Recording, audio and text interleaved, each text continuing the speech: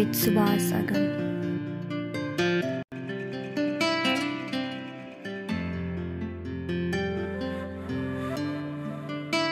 नमस्कार समादरणीय दर्शकवृन्द, स्वधर्म टिभीको यो नवीन अङ्कमा हजुरलाई स्वागत गर्न चाहन्छु।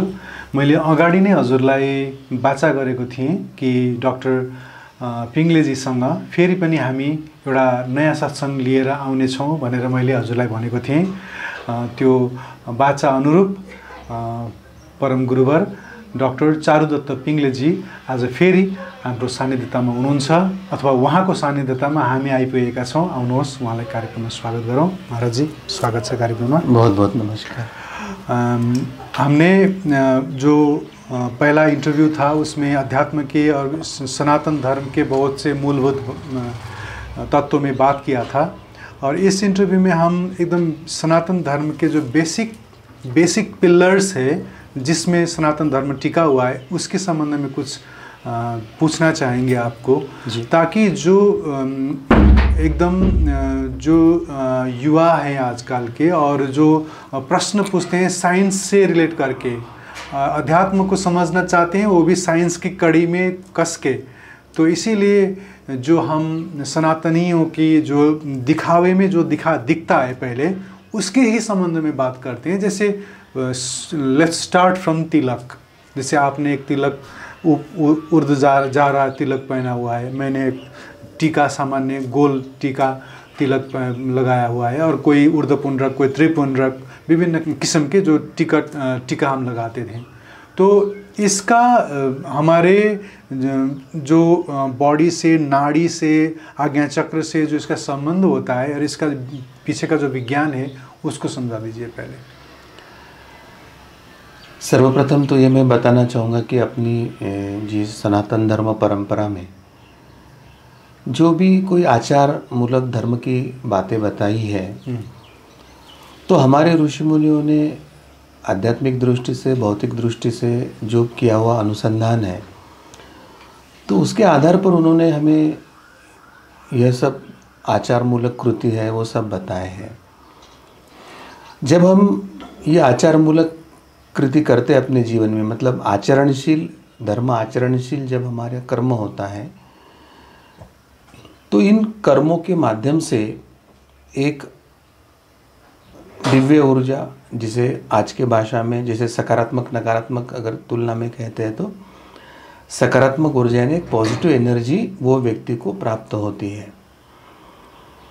अब दूसरी जो बात हमें यहाँ जानने की आवश्यकता है कि भौतिक दृष्टि से केवल ये जो दृश्य शरीर है उसके ही अस्तित्व को माना जाता है एक मॉडर्न कंसेप्ट में, एक मॉडर्न साइंस की दृष्टि से, और मन की एक संज्ञा को उन्होंने माना हुआ है, एक बुद्धि को माना हुआ है। परंतु आध्यात्मिक परंपरा में, सनातन धर्म परंपरा बताता है कि व्यक्ति के 4 देह होते हैं और 5 कोश होते हैं।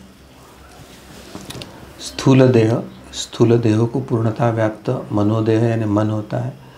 स्थूल और मनोदेह को पूर्णतः व्याप्त एक कारण देह होता है जिसे हम बुद्धि कहते हैं, और स्थूल, सूक्ष्म और कारण देह को व्याप्त करके एक जो हमारा आत्मा होता है, स्वरूप होता है, तो वो सर्वव्यापी होता है। यानी जिस तरह से हवा सर्वत्र अभी व्याप्त है और हम उस हवा के बीच में बैठे हुए हैं और हम इधर उधर कहीं भी जाए तो हवा तो रहती है और उससे जोड़कर हमारा श्वास चलते रहता है। उसी तरह से परमात्मा स्वरूप ये जो एक ऊर्जा है वो सर्वव्यापी है, और हम जहाँ जहाँ घूमते हैं तो उस ऊर्जा के साथ हमारा जो संबंध है उसके कारण आज हम जीवित हैं, ऐसे हम कह सकते हैं। अब जैसे हमने पहले सत्संग में कहा कि मनुष्य जन्म का उद्देश्य परमात्मा की प्राप्ति है। परमात्मा की प्राप्ति यानी जैसे हमने कहा था कि अलग अलग उपकरण, अलग अलग इक्विपमेंट्स है और उसका कार्य अलग अलग है। हमारा जो कैमरा है वो रिकॉर्डिंग करेगा, video recording, audio recording. Light से अगर बिजली आती है तो वो प्रकाश देगा, और कैमरा को बिजली या बैटरी से ऊर्जा मिलती है तो वो रिकॉर्डिंग करेगा। हीटर को बिजली आती है तो हीटर गर्म करेगा और एसी को बिजली आती है तो वो रूम को और व्यक्ति को ठंडा करेगा। मतलब उपकरण के कार्य के अनुसार तो कार्य होगा, परंतु सब खेल चल रहा है वो विद्युत का चल रहा है। उसी तरह से दिखने में ये मनुष्य अलग, वो मनुष्य अलग, ये रेस वो रेस, ये जाति वो जाति, वो पंथ वो, ये सब भेद दिख रहे हैं, परंतु परमात्मा रूपी परम ऊर्जा का खेल चल रहा है, ये हमें ध्यान में हो। तो उस परम ऊर्जा को जानना और उस स्वरूप को प्राप्त करना, ये मनुष्य जन्म का ध्येय होता है। और उसके लिए अलग अलग विधि हमारे धर्मपरायण परंपरा में बताए हैं। वो दैनंदिन आचार हो, भोजन बनाने से भोजन खाने तक के हो, वस्त्र धारण करने से वस्त्र धोकर उसकी स्वच्छता और शुद्धता हो, घर का निर्माण हो, वास्तु हो और वास्तु में रहना और वास्तु का पूरकता हो। तो जो भी आयाम में हम जाते हैं उस आयाम में हमारे सनातन धर्म परंपरा ने ऐसी रचना किया है कि उसको नित्य दिव्य ऊर्जा, जिसको आज की भाषा में व्यक्ति को पॉजिटिव ऊर्जा प्राप्त हो और वो निरंतर सकारात्मकता से अपने जीवन को जिए। और जैसे आपने एक तिलक का उदाहरण बताया, तो जैसे ये 4 देहों की प्रक्रिया होती है, उस तरह से सूक्ष्म स्तर पे हमारे देहों में सप्त चक्र होते हैं। मूलाधार, स्वाधिष्ठान, मणिपुर, अनाहत, विशुद्ध, आज्ञा और सहस्त्रार। कुछ छोटे भी उप के चक्र होते हैं, कुछ योग मार्ग में, कुछ उपासना में छोटे चक्रों की भी जागृति की प्रक्रिया बताई है। अब ये चक्र क्या है? जिस तरह से हमें कोई बड़े कार्यक्रम में वो इलेक्ट्रिक बॉक्स, डीपी सब रख के इधर उधर सप्लाई दे के एक सर्किट बनता है और वो सर्किट से आगे देते हैं, फिर वहाँ छोटा एक डीपी बॉक्स रहता है, उसमें से अलग अलग जगह हम सप्लाई देते हैं, फिर आगे एक सप्लाई होता है अलग जगह। तो जिस तरह से एक किसी बड़े कार्यक्रम में एक विद्युत उपकरणों का एक जाल बनकर एक विद्युत अलग अलग स्तर पे लेके जाने का एक विज्ञान की योजना होती है, फिर वहाँ एक छोटा सा फ्यूज़ देते हैं ताकि वो ज़्यादा वोल्टेज हो गया तो वो फ्यूज़ होकर वहाँ कट ऑफ हो जाए, कोई आगे दुर्घटना हो। वहाँ पे एक स्विच होता है, उस स्विच को ऑन करना पड़ता है, ऑन होने के बाद ही विद्युत होती है। तो एक तरह से मैं कहूँगा कि ये जो 7 जीवन ये शरीर के चक्र है वो एक प्रकार से ऐसे ही सर्किट है जिसको स्विच भी है, फ्यूज़ भी है। और जब आप साधना का प्रारंभ करते हैं गुरु कृपा से, धर्मपरायण मार्गों से, जो सांप्रदाय धर्म से जोड़कर, वेद हमारे धर्म ग्रंथों से जोड़कर, परंपरा से एक मनुष्य जीवन के ध्येय के लिए दिशा दर्शन देता है, तो एक तरह से कहते हैं कि गुरु हमारा पहला स्विच दबा के देते हैं, मतलब मूलाधार चक्र को जागृत करके देते हैं और पहला मूलाधार चक्र का सर्किट, जिसे हम चक्र कहते हैं, वो जागृत होता है। इस तरह से 7 चक्रों में 72,008 नाड़ियों का एक बाहर का जंजाल अंदर होता है। और ऐसे कहते हैं कि जब पूर्णत्व प्राप्त होता है तो ये सप्त चक्र और ये 72,008 जो नाड़ियाँ हैं, ये संपूर्णता अंदर से प्रकाशित रहती है और उस प्रकाश का जो ऑरा बनता है उसे आत्मा कहते हैं और वही जो है वो स्वरूप का दर्शन है और उसकी अभिव्यक्ति है।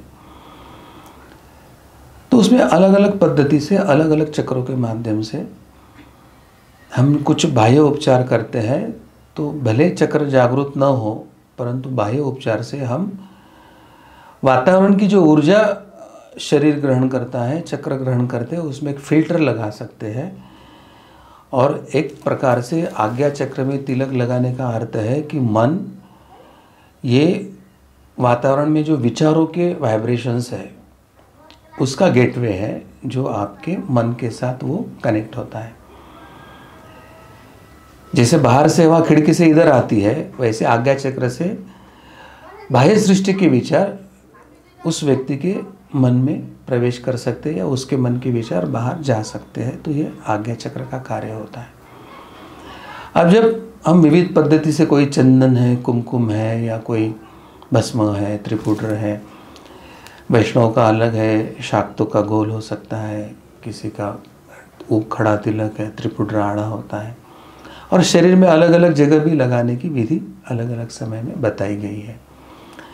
इसका एक ही अर्थ है कि आप जिस उपासना मार्ग से उपासना कर रहे हैं, आप जिस तत्व के माध्यम से परमात्मा की प्राप्ति करना चाहते हैं, व्यवहारिक उदाहरण में अगर आपके सामने कैमरा है और वो ऑडियो वीडियो रिकॉर्डिंग कर रहा है, तो कैमरा कैसे काम कर रहा है, तो सॉफ्टवेयर हार्डवेयर तो कैमरा में हो सकता है, परंतु जिस बिजली के अभाव में सॉफ्टवेयर हार्डवेयर काम नहीं कर सकते, वो जो चेतना स्वरूप बिजली है वो उसका मूलभूत स्रोत है कि वो है तो सॉफ्टवेयर हार्डवेयर फंक्शनिंग है।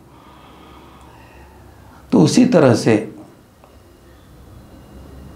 आज्ञा चक्र में जब ये हम विविध प्रकार के तिलक लगाते हैं या विविध चक्रों के जो कार्य है, तो हम जिस देवता के माध्यम से उस परमात्मा को जानना चाहते, जैसे हमने कैमरे के माध्यम से उस विद्युत को जानने की प्रक्रिया किया कि उसके बिना कैमरे का फंक्शनिंग नहीं है, तो उसी तरह से हम जिस चेतना के माध्यम से कार्य कर रहे हैं उसको पूरक जो सकारात्मक ऊर्जा या दैवी ऊर्जा या शक्तियुक्त ऊर्जा हमें आकर्षित करना है वातावरण की, उसके अनुकूल हम तिलक लगाते हैं। चंदन का हो, कुमकुम का हो, अष्टगंध का हो, या फिर ये भस्म, सफ़ेद भस्म के होते हैं। तो वो विशिष्ट देवताओं के तत्व को और उस देवता से और फिर सकारात्मक ऊर्जा के विचारों को अंदर आकर्षित करते हैं। तो इसका दूसरा अर्थ है कि हमारे जो गुरुदेव है सच्चिदानंद परब्रह्म डॉक्टर आठवले जी, उन्होंने हमारे गोवा के जो सनातन आश्रम में इसके बारे में रिसर्च वर्क शुरू किया है। तो अगर हम किसी व्यक्ति का तिलक लगाने के पहले ऑरा स्कैनिंग करते हैं, उससे प्रक्षेपित होने वाली ऊर्जा का अगर हम मेजर करने का प्रयास करते हैं और उसने इष्ट देवता को स्मरण करके जब तिलक लगाने के बाद उसकी अगर ऑरा या ऊर्जा को हम गिनने की प्रक्रिया करते हैं, तो संभवतः 80-90% जो सर्वसामान्य लोग हैं उनका ऑरा निगेटिव और ऊर्जा निगेटिव ही इमिट होती है, ऐसे वर्तमान में हमारा अवलोकन है। साधना करने वाले या उच्च कोटि के साधना वाले ही सकारात्मक ऊर्जा या उनका ऑरा पॉजिटिव होता है, परंतु ऐसे सामान्य लोगों ने तिलक लगाने के बाद जब उनका ऑरा स्कैनिंग होता है तो ध्यान में आता है कि अभी वे वातावरण से एक सकारात्मक ऊर्जा को आकर्षित कर रहे हैं, उस ऊर्जा के कारण उनका ऑरा पॉजिटिव हुआ है या जो नेगेटिविटी है वो कम हुई है, उनकी प्रक्षेपण की जो शक्ति है वो थोड़ी सकारात्मक हुई है, या पहले जो ज़्यादा नेगेटिव थी वो कम हुई है और थोड़ी सी भी पॉजिटिव भी शक्ति वो प्रक्षेपित कर रहे हैं।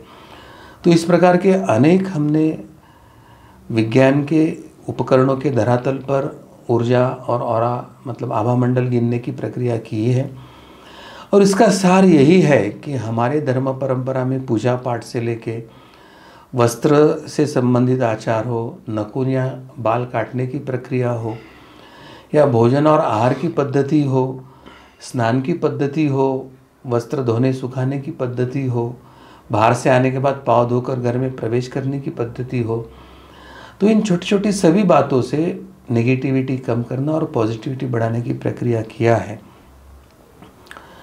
तो एक तरह से साधना से क्या होता है कि पहले नाम जप के माध्यम से एक रिचार्जेबल सेल के जैसे हमारे अंदर एक्टिविटी प्रारंभ भी होती है। प्रारंभ में सत्संग से, ग्रंथों के सत्संग से या गुरु सेवा से, गुरु के आश्रम में जाने से, मंदिर में जाने से, एक्सटर्नल चार्जिंग सिस्टम से हम स्वयं को चार्ज करके अपने साधना को बढ़ाने का प्रारंभ में प्रयास करते हैं। और समय के साथ जब आपका अनाहत चक्र, विशुद्ध चक्र तक के साधना का प्रवास हो के आपका निरंतर भगवान से अनुसंधान जागृत हो जाता है, तो अब तक जो रिचार्जेबल सेल की अवस्था थी, अब वही जीवात्मा जब पावर हाउस बन जाता है और वह स्वयं को भी ऊर्जा प्रक्षेपित करता है और समाज के लिए भी ऊर्जा प्रक्षेपित करना प्रारंभ करता है, तो उस समय उस व्यक्ति की व्यष्टि साधना से अब समष्टि साधना करने की क्षमता और समष्टि के लिए उसके जीवन की उपयोगिता का प्रारंभ होता है। उस साधना की ऊर्जा को बचाना, साधना नहीं करते उसकी जो अनेक जन्मों से आए हुई ऊर्जा को, सकारात्मक ऊर्जा को बचाना, नकारात्मक ऊर्जा को नष्ट करने की सब प्रक्रिया है। ये विविध जो आचार धर्म है उससे साध्य होती है। और उसमें से तिलक एक जो सर्वसामान्य प्रक्रिया है, या स्त्रियाँ कुमकुम लगाते हैं, केमिकल वाला कुमकुम ना लगाए, या जो बिंदी मिलती है प्लास्टिक की वो सस्ते में चिपका दिया कि काम हो जाता है, उससे लाभ नहीं होगा। कुमकुम ये हल्दी से बनता है, हल्दी ज़मीन के अंदर उगती है, हल्दी में पृथ्वी तत्व अधिक होता है, और उसकी प्रक्रिया करने के बाद कुमकुम तेज जागृत होता है। वो जागृत आप जब आज्ञा चक्र में लगाते हैं तो पृथ्वी तत्व से आपके देह को जितनी आवश्यक है उतनी तेज को वो आकर्षित करके आपकी मतलब फ्यूज़ उड़ने नहीं देता है आपका, अगर व्यवहारिक भाषा में कहना है तो वोल्टेज हाई नहीं होने देता, और पृथ्वी तत्व से आपके साधना का, आपके ऊर्जा के रक्षण का प्रारंभ करता है। और साधना के साथ आप तेज वायु आकाश में जाते हैं तो वो चैनलाइज करता है कि पहले ऊर्जा आती है वो पृथ्वी तत्व में जाती है, फिर आप तत्व से होकर तेज में प्रवेश करती है, वायु से आकाश में जाती है। तो ये अलग अलग प्रक्रिया इसमें से साध्य होती है। तो हमारे धर्म परंपरा का जो आचार है वो पूर्णतः वैज्ञानिक है। वो व्यक्ति के जीवन में सकारात्मकता या दिव्यता निर्माण करने वाला है, वो व्यक्ति के जीवन की नकारात्मकता या जो अशुद्धता असुरत्व है वो नष्ट करने की प्रक्रिया करने को सहायक होने वाला है। तिलक के साथ ही जो हमारे चोटी होता है, जिसे पिगटेल बोलते हैं, और क्या इसको और क्या बोलते हैं आप हिंदू में?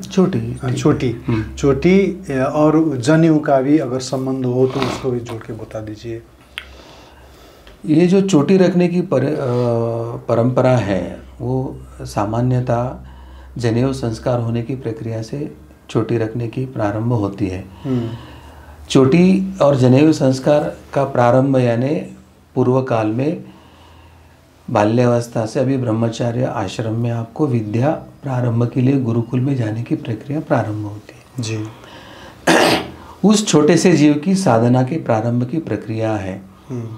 तो एक तरह से चोटी की प्रक्रिया यानी वो हमारे तालु के पास जो ब्रह्मरंध्र है वहाँ के बालों की जो विशिष्ट रचना है, तो उस समय की प्रक्रिया होती थी कि केशवोपन की प्रक्रिया उस समय की जाती थी, और गोल यहाँ पे बालों का ये रख के उसमें चोटी रखने की प्रक्रिया बताई जाती थी। तो हमारे बाल है वो एक प्रकार से पॉजिटिव या निगेटिव एनर्जी आकर्षित करने के वो एंटेना का भी कार्य करते हैं। उसमें भी ब्रह्मरंध्र के पास के जो बाल है जो हम चोटी के स्वरूप में रखते हैं उसका महत्व इसलिए ज़्यादा है कि जब आप उपासना करते हैं, अध्ययन करते हैं, तो उस समय चोटी की जो रचना है वो अवकाश में जो दिव्य तरंगे है, दिव्य लहरी है, दिव्य देवता है, उनसे भी कृपा, आशीर्वाद और ज्ञान आकर्षित करने की प्रक्रिया के लिए वे सहायभूत होते हैं।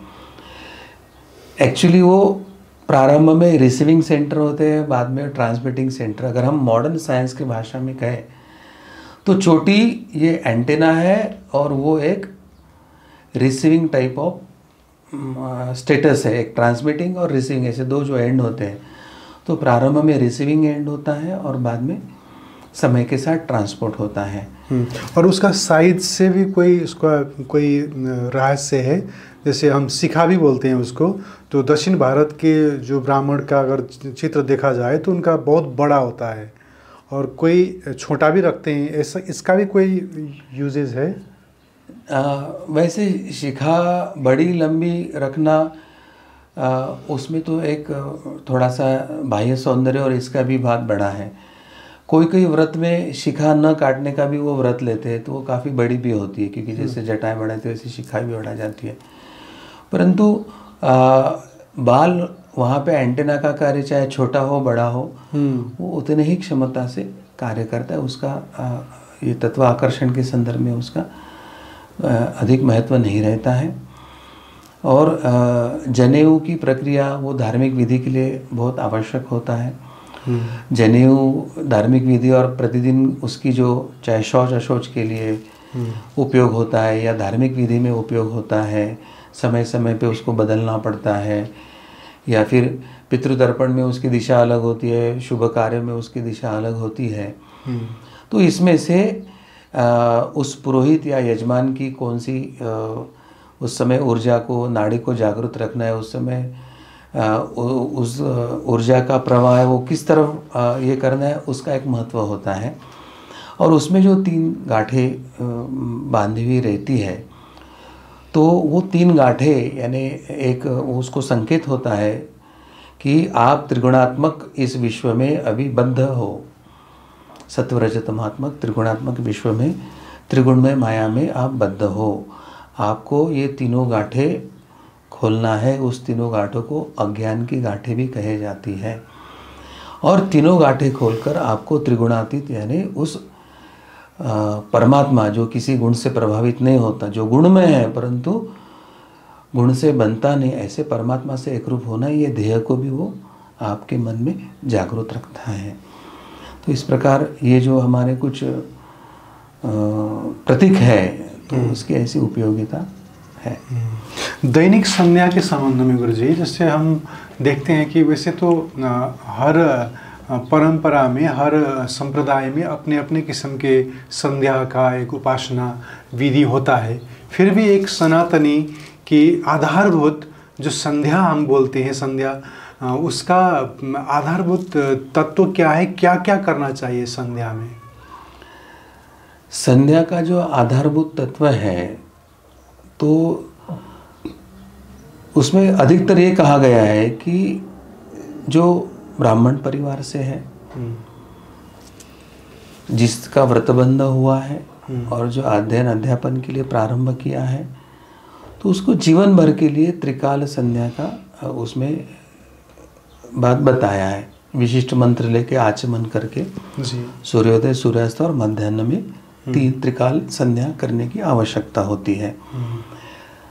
वैसे ये संध्या करने का बंधन ब्राह्मणों को इसलिए दिया है, वैसे सभी के लिए खुला है जो करना चाहते हैं। ये बहुत छोटी छोटी बातें होती हैं जो हम लोग जहाँ तहीं पूछ नहीं सकते, इसीलिए मैं पूछ रहा हूँ। आप ये भी कह दीजिएगा कि जो आचमन हम करते हैं, इसका पीछे का क्या है? उस जो 3 मंत्र हम 4 मंत्र हम बोलते हैं, उसमें आचमन करने की प्रक्रिया क्या है? जैसे हम जो 3 देवताओं का स्मरण करके आचमन करते हैं जी, तो उसमें आप यानी जल, आचमन यानी जिस जल को आप प्रोक्षण करते हैं अंदर जी, या पूजा में हम कलश रखते हैं, उसमें आप जल भर के रखते हैं।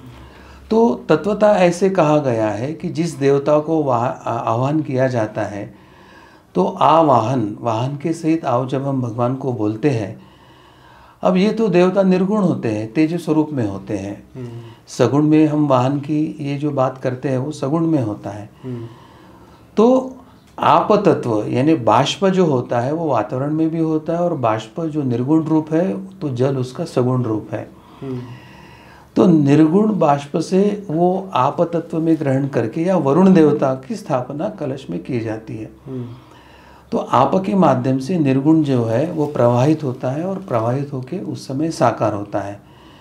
कभी सुपारी देवता करके रखी तो सुपारी में होगा, अगर सामने हमने देवता की मूर्ति रखी तो उसमें होगा। अब त्रिकाल संध्या जो करते हैं वो हम देह शुद्धि और स्वयं की शुद्धि के लिए करते हैं। तो केशव या गोविंद जिसका भी स्मरण करते हैं, तो उसका स्मरण करके जैसे ही हम उसका आचमन करते हैं, तो वो देवताओं का तत्व उसके माध्यम से आप ग्रहण करते हैं और आपके देह की शुद्धि होती है। तो आचमन से, संध्या से अगर पूजा विधि के पहले करते हैं तो उसके लिए भी देह शुद्धि होती है। और उसी के साथ आप त्रिकाल एक व्रत करके जब संध्या करते हो तो उस समय स्वयं की देह शुद्धि की प्रक्रिया उससे साध्य होती है। तो जो दिन में रजतम का एक जो चक्र चलता है, तो उसमें रजतमात्मक ऊर्जा को हटाकर सत्वगुणी ऊर्जा को आकर्षित करके सतत सात्विकता रखने की प्रक्रिया भी इस आचमन से रखी जाती है। वैसे हर व्यक्ति संध्या कर सकता है, सिर्फ वो थोड़ा सा व्रतस्थ होना चाहिए। उसकी जो बंधने हैं उसको पालन करके वो आचरण कर सकता है। विधिवत दीक्षा लेना है तो ले सकते, अनेक संप्रदायों में देते भी है दीक्षा। बहुत हाँ, दीक्षा के संबंध में मैं पूछना चाहूँगा। जैसे देखा जाता है कि जब हम जनेऊ धारण करते हैं, जनेऊ धारण करते समय भी हमने एक किस्म का एक दीक्षा तो लिया ही होता है, जो गुरु से हम गायत्री मंत्र लेते हैं बचपन में ही, वो भी एक दीक्षा ही था एक किस्म का। फिर उसके बाद भी एक संत से हम दीक्षा लेते हैं, वो जनेऊ दीक्षा लेते समय ऐसा ज़रूरी नहीं होता है कि संत से ही लिया जाए, कोई गुरु से भी या पंडित जी से या कुल पुरोहित से या अपने पिताजी चाचा से या हाँ बुजुर्ग से भी लेते हैं। लेकिन जो गुरु दीक्षा होता है, गुरु से जो मंत्र मिलता है उन गुरु को तो साक्षात परमात्मा ही मान के ही लिया जाता है, उनसे परमात्मा तक जुड़ने के लिए दीक्षा होता है। तो इस दीक्षा का दीक्षा लेना और ना लेना, एक लिया हुआ आदमी या दीक्षा ना लिया हुआ आदमी में फ़र्क क्या होता है, भेद क्या होता है, और दीक्षा लेने ही पड़ता है ऐसा संत लोग कहते हैं, इसमें क्या है? इसमें मूलभूत ऐसे बातें हैं कि साधना का मतलब है कि जीवन में सभी तत्वों को आपको अपने पिंड में ग्रहण करना होता है। यानी आध्यात्मिक दृष्टि से अगर ये ब्रह्मांड है, बाह्य विश्व, तो जीव पिंड है, या बाह्य ब्रह्मांड अगर परमात्मा स्वरूप है तो जीव उसका अंश पिंड है। और साधना का प्रवास पिंडी से ब्रह्मांडी या ब्रह्मांडी से पिंडी, इसका हमें चक्र पूर्ण करना होता है। अब जब जनेऊ संस्कार होता है उस समय गायत्री की दीक्षा दी जाती है। तो गायत्री ये तेज है, विद्या की भी प्रारंभ की वो ये है। तो उस समय ज्ञान ये तेज स्वरूप होता है, ज्ञान ये प्रकाश स्वरूप होता है। तो उस समय आपको गायत्री मंत्र की दीक्षा दी जाती है। और फिर हम अपने मन से कोई कर्म करते हैं तो साधना न करने वाले जीव के संकल्प की शक्ति बहुत कम रहती है। एक तो धर्मशास्त्र का बंधन है, तो धर्म की उसमें ऊर्जा होती है, या जो गुरु अधिकारी है उनकी संकल्प शक्ति से अगर हम दीक्षा लेते हैं तो वो उपासना लंबे समय तक करने के लिए वो गुरु ऊर्जा और गुरु कृपा का आशीर्वाद भी हमें प्रदान करते हैं। और इसलिए कहा जाता है कि दीक्षा लेकर यानी योग्य प्रकार से कैसे करें ये जानकर उनके संकल्प शक्ति का कृपा आशीर्वाद लेकर प्रारंभ करें तो जो भी आपने दीक्षा लिया है वो। और फिर दूसरी बात है कि हमने स्वेच्छा से किया और स्वेच्छा से हम शुरू करते तो स्वेच्छा से बंद भी हो सकता है, मगर गुरु से लिया है तो फिर अब हमें दबाव भी रहता है कि अब गुरु को पीछे बिना तो हम बंद भी नहीं करेंगे, कहीं पाप तो नहीं होगा। तो उसके कारण भी हमारी उपासना प्रारंभ रहती है। व्यवहारिक दृष्टि से कहते हैं कि मन की नहीं परंतु जन की तो हमें लज्जा आएगी कि भैया हमने गुरु से दीक्षा लेते अब कुछ नहीं करते। तो उस प्रकार से वो दीक्षा प्रारंभ होती है। तो इस प्रकार से दीक्षित होना ये योग्य बात है। परंतु दीक्षा अलग अलग प्रकार की हो सकती है, क्योंकि व्यक्ति के जीवन में कुल गुरु आके कुछ कुल परंपरा हमको सिखा सकते हैं। जनेऊ के समय में हमें गायत्री की दीक्षा मिल सकती है। और फिर साधना में हमारी चित्त की शुद्धि और हमारे पिंड की स्थिति देखकर जब गुरु विविध उपासना बताते तो गुरु, सद्गुरु, परात्पर गुरु, ऐसे 3 प्रकार के गुरु हमारे जीवन में आ सकते हैं। भगवान दत्तात्रेय ने 24 गुरु करके ये सिखाया है कि जिनसे आप सीख सकते हो और जिसके कारण आप शाश्वत तत्व और स्वरूप की ओर बढ़ते हो, उन सब में आपको गुरु रूप देखना चाहिए। तो गुरु तो अनंत हो सकते हैं, गुरु की ये प्रक्रिया नहीं है। परंतु साधना गुरु जीवन में आने के बाद साधना गुरु, और हो सकता है वही साधना गुरु आपके मोक्ष गुरु हो, नहीं तो साधना गुरु आपकी प्रगति गति से होती है तो वो मोक्ष गुरु की तरफ आपको भेज सकते हैं। तो यह शास्त्र अगर हमें गुरु परंपरा का पता है तो योग्य समय में गुरु भी आगे के लिए आगे के गुरु के तरफ हमें भेज सकते हैं। तो गुरु के अलग अलग स्तर होते हैं और हमारे स्तर के अनुसार उनका मार्गदर्शन होता है। तो इसलिए उस स्तर की गुरु के लेकर हमें प्रक्रिया करनी होती है। परंतु गुरु यानी कौन और सामान्य दीक्षा में क्या फ़र्क होता है? सामान्य दीक्षा में क्या होता है, कोई तो एक व्यक्ति आता है, दीक्षा करके धागा बांध देता है, वो बोलते हैं मुझे दीक्षा मिल गई, गुरु मिल गए। गुरु 2-3 वर्ष के बाद आते हैं, शिष्य भी 2-3 वर्ष के बाद उनके पास जाते हैं, 3 वर्ष पूर्व मैंने आपसे दीक्षा लिया था। अच्छा आपने लिया था क्या, अब ठीक चला? नहीं, वो कुछ नहीं हो पाया। अच्छा ठीक है, आप दोबारा करो, और निकल जाते हैं। तो इस प्रकार की दीक्षा में शिष्य का भी गांभीर्य नहीं होता और गुरु भी ध्यान नहीं दे सकते हैं। तो दीक्षा तो हो जाती है, वो उससे एक आदत हो जाती है मन की कि भाई जब करना चाहिए, परंतु शिष्य भाव स्वयं में नहीं रहता तो गुरु तत्व सामने जागृत नहीं होता है। हमारे दादा गुरु कहते कि अंगड़ मंगल शिष्य तो टंगड़ मंगल शिष्य तो अंगड़ मंगल गुरु होते हैं। गुरु कौन होते हैं? जब वो आपको गुरु मंत्र देते हैं तो वो बीच बीच में आके देखते हैं कि भाई गुरु मंत्र कैसे चल रहा है, आपकी प्रगति हो रही कि नहीं। और शिष्य कौन होता है? वो गुरु मंत्र करता है, आने वाले अड़चनों के लिए गुरु के साथ समन्वय रखता है, गुरु के आश्रम में जाके शरीर से सेवा करता है, गुरु के जो उत्सव कार्य होते हैं उसमें तन मन धन से अर्पणों की उस कार्य में, मतलब घर का कार्य जैसे करते वैसे गुरु से कार्य करते हैं। तो इस प्रकार का शिष्य का भाव है। तो फिर गुरु भी शिष्य के आध्यात्मिक उन्नति के साथ उसके जीवन में दृश्य अदृश्य आने वाले संकटों को निराकरण करके शिष्य को सूक्ष्म की भी अनुभूति देते और स्थूल की भी अनुभूति देते कि मैं शरीर से नहीं मर तत्व रूप में निरंतर आपके साथ में हूँ। तो इस प्रकार के गुरु जीवन में आते और शिष्य का ऐसे भाव है, तो यहाँ से साधना गुरु के जीवन में प्रारंभ होता है। और फिर मोक्ष और अनुभूति भी पहले सूक्ष्म गंध यानी पृथ्वी तत्व की अनुभूति, आप तत्व की रस से संबंधित अनुभूति, तेज तत्व की दृश्य दर्शन से संबंधित अनुभूति, वायु तत्व की, ऐसे एक तत्वानुसार आगे आगे के स्तर की अनुभूति भी शिष्य को आती है। और अंततः स्वरूप का दर्शन होकर स्वरूपानुभूति आत्मानुभूति आती है। तो इस प्रक्रिया से जो आगे लेके जाता है वो गुरु, और इस प्रक्रिया से अनुभूति लेने का प्रयास कर रहा है वो शिष्य होता है। तो ये गुरु शिष्य परंपरा की दीक्षा हो गई, और बाकी दीक्षा है वो समय के साथ होती है और समय के साथ लुप्त हो जाती है। ठीक। और जैसे जब गुरु दीक्षा देते हैं और गुरु से कहिए कि एक कोई इष्ट का आपको मंत्र मिला, और एक नाम मंत्र होता है, एक कोई बीज मंत्र भी होता है, तो फिर हम देखते हैं कि ऐसा भी होता है कि एक गुरु से, जैसे आपने अभी उदाहरण दिया था कि गुरु बहुत दूर रहते हैं, उनसे दीक्षा हुआ और उन्होंने जिन इष्ट का आपको मंत्र दिया था, समय की वजह से आप किसी और इष्ट के ओर आकर्षित हो गए और उनके संबंध में आपने सुनने लगे, आप उनके कथाओं के अंदर डूब गए और आपको कुछ दूसरा इष्ट भी अच्छा लगने लगा। अब दीक्षा आपने एक इष्ट का लिया है और आपको कुछ दूसरा ही इष्ट का प्रेम हो रहा है और उसका भी नाम जपना चाहते हैं। अब क्या कर सकते हैं? अब क्या होगा, क्या करते हैं? जैसे दीक्षा तो औपचारिक है, ऑफिशियली लिया हुआ है, और वो जो प्रेम हुआ है, लेकिन वहाँ तो कुछ औपचारिक दीक्षा तो नहीं हुआ है, लेकिन प्रेम की वजह से वो भी नाम जप रहा है। तो अब क्या करें? इसमें ये ध्यान में लेने की आवश्यकता है कि वो शिष्य पद नहीं है और वो गुरु पद नहीं है। अभी हम स्वेच्छा के अनुसार कर रहे हैं। गुरु शिष्य का मतलब है कि गुरु का वाक्य प्रमाण है और शिष्य वाक्य के लिए समर्पित हो जाता है। मंत्र मूलम गुरुर्वाक्यम, पूजा मूलम गुरुर्पादम,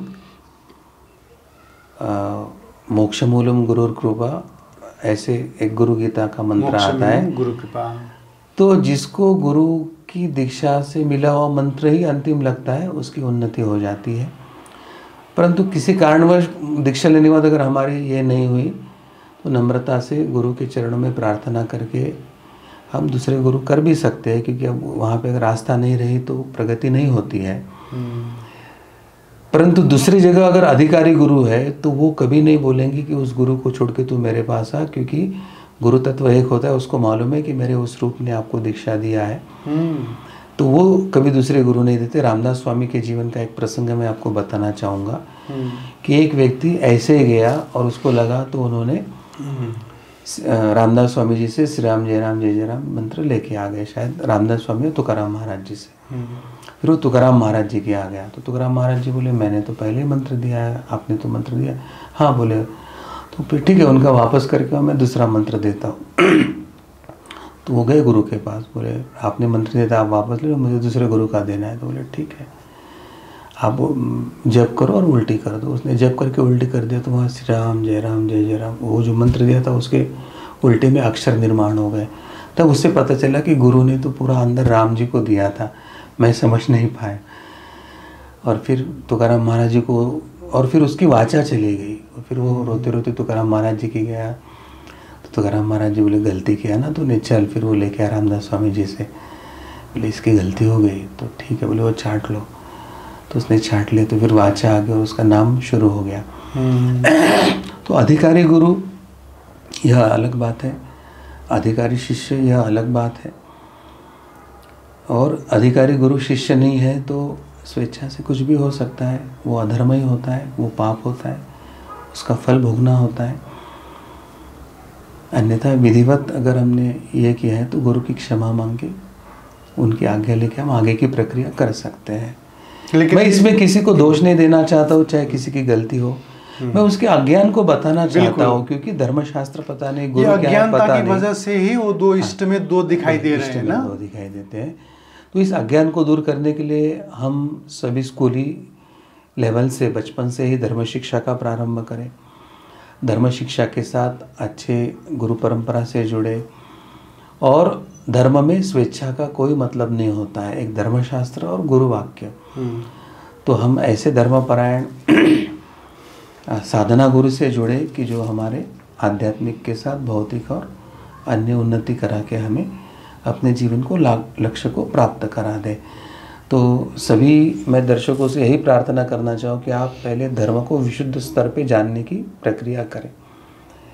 गुरु शिष्य परंपरा क्या होती है वो जानने की प्रक्रिया करें। शिष्य क्या होता है, तो हमारे जो गुरुदेव है सच्चिदानंद परब्रह्म डॉक्टर आठवले जी, तो उन्होंने इतने ग्रंथ छापे, तो उन्होंने सबसे पहले शिष्य ग्रंथ छापा था और हम सबको कहा था कि आप शिष्य ग्रंथ पढ़ो और आप स्वयं शिष्य बनने का प्रयास करो। आप स्वयं शिष्य बनोगे तो आपके जीवन में साधना गुरु ही आएंगे। और उन्होंने गुरु का कार्य, गुरु के प्रकार ऐसे ग्रंथ भी लिखे थे। तो गुरु कैसे कार्य करते हैं, गुरु कौन होते हैं, उसके बारे में भी उन्होंने जानकारी दिया था। परंतु मुझे लगता है कि वो टीवी पर रोज आने वाले और 1 लाख भीड़ वाले गुरु चाहिए, ये अगर हमारा क्राइटेरिया गुरु करने में है, वो तो पीएम सीएम और सेलिब्रिटी उनके साथ रहते, तो वो गुरु मुझे चाहिए। तो जब आपका उद्देश्य और इंटेंशन ही गलत है तो संभवतः आप अधर्म ही कर रहे, इतना जान लीजिए। गुरु का मतलब है कि जो मेरे चित्त को शुद्ध करे, गुरु का मतलब है जो मेरे दोषों को बताकर मेरे दोषों को निर्मूलन करे। गुरु का अर्थ है जो मेरे अहंकार का एहसास करा के मेरे अहंकार का निर्मूलन करे। गुरु का अर्थ है कि मेरे परमात्मा में लगन रहे, ईश्वर प्राप्ति में लगन रहे, मुझे आनंद स्वरूप आत्म स्वरूप की अनुभूति हो। इसके लिए माँ पिता जैसा चाहे जब प्रेम से और चाहे तो कठोरता से दिशा दे। ऐसे अगर आध्यात्मिक उन्नत जीवन में आते तो वो आपका उद्धार ही करेंगे। गुरु ये माता पिता समान होते, समय पर कान पकड़ेंगे, डांटेंगे, परंतु आपका अनिष्ट न होने देंगे। तो इस प्रकार हमें गुरु शिष्य और परंपरा को जानना है और शुद्ध मार्ग पर जाने की आवश्यकता है। बिल्कुल, बहुत सुंदर, बहुत सुंदर। अंत में हमें बहुत से दर्शक पूछते रहते हैं कि हाँ ये बात भी पूछ दीजिएगा, ये बात भी पूछना, हमने इसके संबंध में नहीं सुना है। तो बहुत लोगों ने हनुमान जी के साधना और हनुमान जी के संबंध में सुनने को चाहा है। और आप जो राम गुरु के शिष्य हैं, राम मंत्र के साधक भी हैं, तो हनुमान जी की संबंध में आपसे अच्छा कौन रहेगा बोलने के लिए। तो हनुमान जी की साधना के संबंध में हमने यही सुना है कि हनुमान सिद्धि किया जाए, हनुमान सिद्धि के संबंध में बोलते हैं लोग। और हनुमान जी का उपयोग हम ज़्यादातर सीरियल में देखे खाली भूत भगाने के लिए ही, जय हनुमान ज्ञान गुण सागर, खाली वही हनुमान चालीसा को ही प्रयोग कर रहे हैं। हनुमान जी की अस्तित्व, उनके वजूद के संबंध में अच्छी तरह से हमने समझा नहीं है, कृपया करके समझा दीजिए। महावीर हनुमान, महाबली हनुमान, यह राम जी के मारक शक्ति का रूप है। तत्वतः हनुमान जी शिव का अवतार है और शिव का अवतार होके उसने राम जी की भक्ति करने के कारण वो हरिहर स्वरूप का प्रतीक है। हरिहर ऐक्य की अनुभूति हनुमान जी की उपासना में आना अपेक्षित है। शिव तत्व का अवतार होने के बाद भी राम तत्व होने के कारण वो वैष्णव भी है, शैव भी है, तो उसकी उपासना हमें एक शैव वैष्णव या विविध संप्रदायों की ऐक्य और अद्वैतता की हमें सीख देते हैं। राम अवतार में राम अत्यंत तारक और मर्यादा में कार्य करते समय शिव ने आके मारक रूप में कार्य करके परमात्मा के तारक और मारक दो भिन्न रूप का दर्शन रामायण में दिया, और वो दोनों तारक मारक रूप जब एकत्रित आए तो भगवान कृष्ण के रूप में जहाँ तारक थे वो तारक बने, जहाँ मारक थे वो मारक बने। फिर भी उस अवतार में भी हनुमान जी ने आके कृष्ण की भी उपासना किया था। अब हनुमान जी का जो वर्ण, उसका जो रंग है, वर्ण है, वही ताम्र यानी तेजस यानी क्षात्र तेज युक्त वर्ण है। तो अत्यंत ज्ञानी परम भक्त होने के बाद भी, अत्यंत मर्यादा होने के बाद भी वो क्षात्र तेज को प्रक्षेपित करता है, और उस क्षात्र तेज मारक तेज के कारण ही भूत पिशाच दूर करने के लिए अधिक से अधिक उपासना होती है। अब चिंतन करके देखिए कि अगर सबने हमने हनुमान जी को प्रसन्न किया और उसको पूछा कि भाई हम किसका स्मरण करें, तो हनुमान जी क्या बोलेंगे? मैंने तो राम नाम लेकर मेरा उद्धार कराया है। तो मुझे लगता है कि जो राम नाम लेता है उसको बिन बुलाए हनुमान जी की कृपा प्राप्त होती है, क्योंकि जहाँ राम नाम है, जहाँ राम काज है, वहाँ हनुमान जी की उपस्थिति सदैव है। परंतु कलयुग में हमें शक्ति की उपासना भी आवश्यक होती है। शक्ति का अर्थ है कि आध्यात्मिक मार्ग तेज जागृत करने की उपासना। इसका मतलब हमारे अंदर के षड्रूपी जो राक्षस है अंदर के, और बाह्य जो राक्षस रूपी जो असुर है, जो गुंडा है, टेररिस्ट है, उन सब के विरोध में खड़े होने के लिए एक मानसिक, बौद्धिक और आध्यात्मिक शक्ति निर्माण करने के लिए हमें हनुमान जी की उपासना करना आवश्यक होता है। जैसे समर्थ रामदास स्वामी ने हनुमान जी की उपासना के माध्यम से बलोपासना करके विविध अखाड़े खोलकर शारीरिक बल के साथ राम नाम और हनुमान भक्ति के माध्यम से आध्यात्मिक और शारीरिक बल की जागृति युवकों में करके एक छत्रपति के हिंदवी स्वराज्य के हिंदू सम्राट बनने की प्रक्रिया के जो सैनिक थे, वो मावड़ों का निर्माण छत्रपति महाराज जी के लिए रामदास स्वामी जी ने किया था, और उसके लिए उन्होंने हनुमान जी के मंदिर की स्थापना भी किया था। हनुमान जी की मूर्ति शास्त्र के मुताबिक एक दास मारुति, वीर मारुति, बैठा मारुति और उड्डान करने वाले, ऐसे विविध प्रकार के मूर्ति शास्त्र के ये हैं।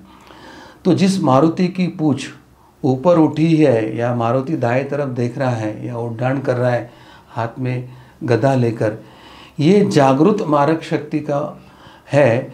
तो वो उपासना अनिष्ट के जब हम पर आक्रमण होते हैं, या काली जादू या अन्य पीड़ा अगर हमें हुई है, तो जागृत तेज तत्व या क्षात्र तेज जागृत मारुति की उपासना से हमारी उस बाधाओं को दूर करके हम साधना या अपना जीवन अच्छे से व्यतीत कर सकते हैं। और हनुमान जी परम भक्ति का भी लक्षण है, जिसकी पूंछ शांति से नीचे रखी हुई है, गदा बाजू में रखी हुई है, सिर झुका हुआ है, और भक्तिमय अवस्था में हाथ जोड़कर राम कीर्तन में व्यक्त जो उसका रूप है, वो परम भक्त की भी प्राप्ति करने के लिए आपके लिए उपयुक्त है। तो हनुमान जी जैसे परम भक्ति अगर कर पाए, तो मुझे लगता है कि उससे मतलब वो नारद जी या ये जो है परम भक्त, उनकी तुलना में हम भक्ति को प्राप्त कर सकते हैं। बहुत बार कुछ आध्यात्मिक पीड़ा के कारण स्त्री को पुत्र प्राप्ति में बाधा आती है। एक पितृ के कष्ट से आती है और एक अनिष्ट के कष्ट से आती है। तो सामान्यतः ऐसे कहा जाता है कि स्त्रियों ने हनुमान जी की उपासना नहीं करना चाहिए और हनुमान जी के यहाँ प्रवेश नहीं करना चाहिए। परंतु ऐसी स्त्रियाँ वे हनुमान जी की उपासना करते हैं, उनकी बाधा दूर होकर उनको पुत्र प्राप्ति होती है। वो अनिष्ट या काली जादू के प्रयोगों का कष्ट दूर होने के कारण होती है। और उसमें मतलब हनुमान ब्रह्मचार्य है करके उसकी उपासना ना करे या कोई स्त्री ना जाए, ऐसे कोई बात नहीं है। हनुमान जी का ब्रह्मचर्य, वो तो मंदोदरी और रावण के स्त्री कक्ष में जाने के बाद भी उसका ब्रह्मचर्य अबाधित था। तो वो कोई स्त्री मंदिर में आई करके हनुमान जी का ब्रह्मचर्य का उल्लंघन नहीं होता है।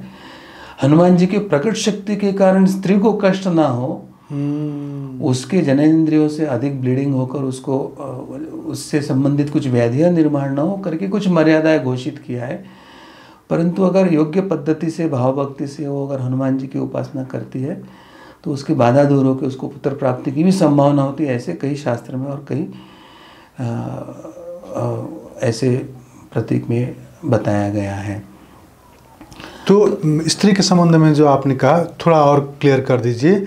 स्त्री को हनुमान की भक्ति करना चाहिए, लेकिन क्या करना नहीं चाहिए? नहीं, स्त्री को भक्ति युक्त उसकी उपासना करनी चाहिए और उसको प्रार्थना करना चाहिए कि मुझे सहन हो उतनी ही शक्ति दे, ताकि भगवान फिर वो उसके जो अतिरिक्त परिणाम है उतने कंट्रोल हो जाते हैं। अच्छा अच्छा। तो हनुमान जी इस प्रकार सबसे महत्व की जो है हनुमान जी की जो भक्ति करते हैं, तो भक्त का अर्थ है कि अपने इष्ट देवता से एक रूप होना, या हनुमान जी की साधना करना है तो हनुमान जी से एक रूप होना चाहिए। तो हनुमान जी से एक रूप होना क्या है कि हनुमान जी ने राम के शरण में गए, सीता माता के ढूंढने की प्रक्रिया में गए, सीता माता को वापस लेने की प्रक्रिया में लंका दहन भी किया, राक्षसों का निर्दालन भी किया, सोने की लंका को राख बना दिया, लक्ष्मण के लिए द्रोणागिरी उठाकर संजीवनी भी लाई थी। तो भगवान राम की वो परमदास और परम सेवक बन के उन्होंने जो जो सेवा आई वो करना, वो उनका कार्य था। अब जो हनुमान जी की साधना उपासना या भक्ति करना चाहते, उन्होंने भी धर्म की रक्षा के लिए, धर्म परंपरा की रक्षा के लिए, संस्कृति की रक्षा के लिए आचरण द्वारा, भाव भक्ति द्वारा अज्ञानी लोगों को एजुकेट करना चाहिए, धर्म शिक्षा देकर उनको अज्ञान दूर करा के धर्म मार्ग पर लेके आना चाहिए। जो धर्म पर वैचारिक बौद्धिक आघात कर रहे हैं उसका प्रतिवाद करना चाहिए। और समय आया रामायण जैसा तो वानर सेना बनकर सेतु बनाकर लंका में घुसकर वध तो राम लक्ष्मण कर लेंगे, परंतु वानर सेना का स्वयं को उद्धार करने के लिए जो आवश्यक है वो कार्य वानर सेना बनकर करना चाहिए।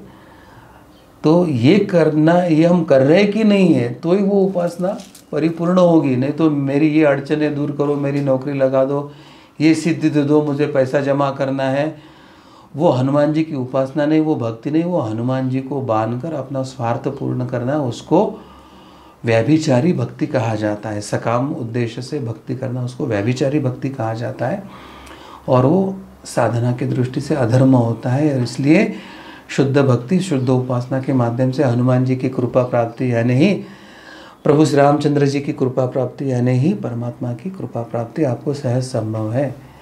आप सबको परमात्मा की कृपा प्राप्ति हो, आपकी साधना शुद्ध हो, आपकी भक्ति शुद्ध हो, सकामता से निकलकर निष्कामता में जाए, विशुद्ध धर्म परंपरा के माध्यम से अपनी उपासना पद्धति को, संप्रदाय को परमात्मा प्राप्ति में लगाने की सबको सद्बुद्धि मिले। यही प्रार्थना के साथ आज मुझे लगता है इस कार्यक्रम का समापन करें।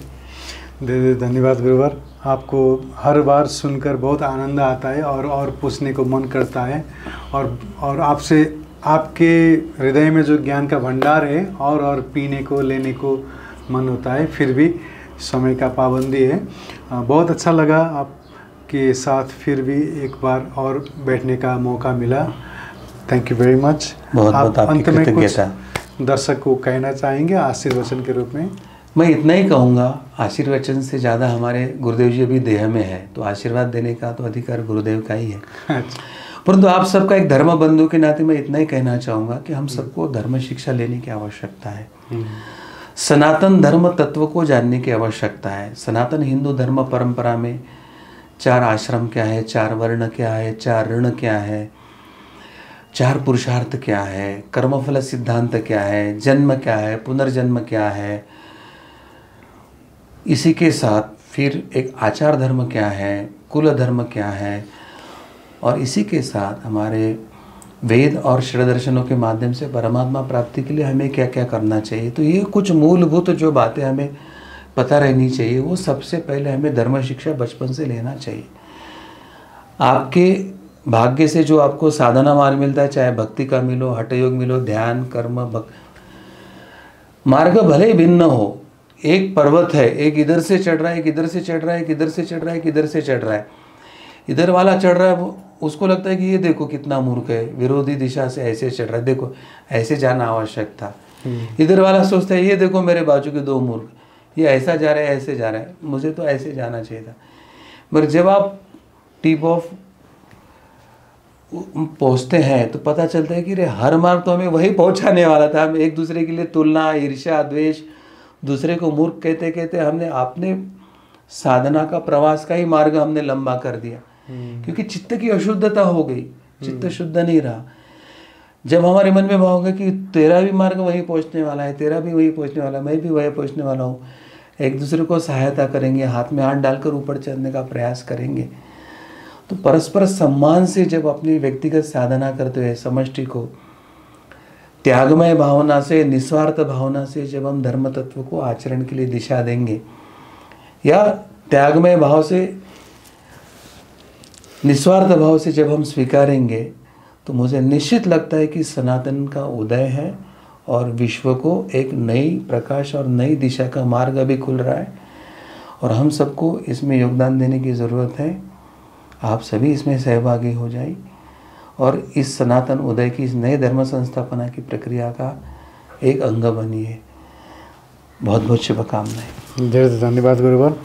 फिर भी आपसे अगर फिर मिलने का अवसर मिला तो फिर और कुछ साथ सत्संग करेंगे। औसत दर्शकवृन्द, हजुरको समयको लागि पनि आभारी छु। नमस्कार। जी जी नमस्कार। जय सियाराम। जय सियाराम। ये क्या कर रहे हैं आप? श्री कृष्ण। श्री ल, बड़ा खुसी लाग्यो गुरुवर। जय होस्। Hariom. 53 minutes of life with Subhas Agam.